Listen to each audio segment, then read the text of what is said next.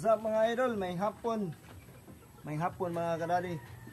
Nanapunta niya to ang bisyo no. Magtiwas ta og tagod aning mga utanon nga gikan sa merkado katong pinangayo na mo.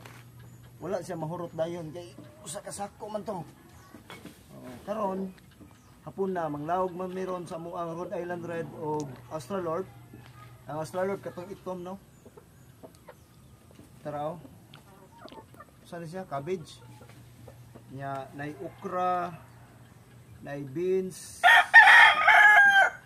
nay batong, sari-sari lang. Nalingaw na mo ang mga Rhode Island ani. Mo ni mo ang laog.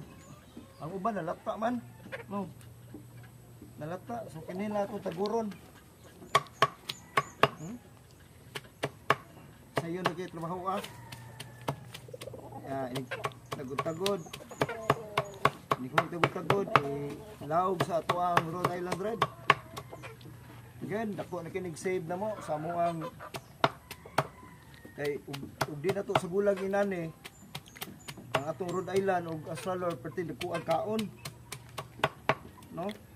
Mga commercial feeds, dagko isa kaon. Buslot atong bulsa ug di na to sa bulan ug inani. Nya, ang nakalindot po ani kay organic. Malinyor po sila kaon. Nya, sustansyado pa. Taraw. Tagod-tagod, wala man tay katong sa panggabi, katong para galing sa tuwang mga kuan. Di lang kayo na to pinuhon, sila na lang motiwas og pinupino ani.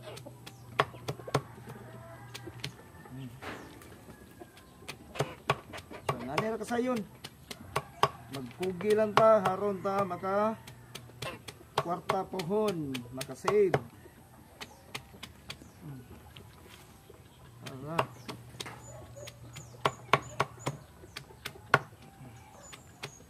Dahil magbaho ang kuwan bilong? Daw lain baho. Magtagda, nalata man. Baho ay. Ha? Baho. Nalata man ang cabbage. Daw. Kining cabbage nga na medyo nalata na ditso rin mo hatag ay. Gasa na nako. Kaon niya pa sila na. Ano na, tagod-tagod lang na.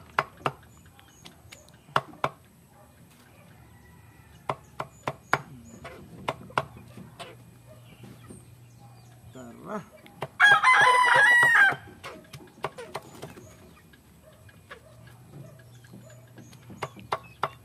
Guwang na kayo mga beans oh.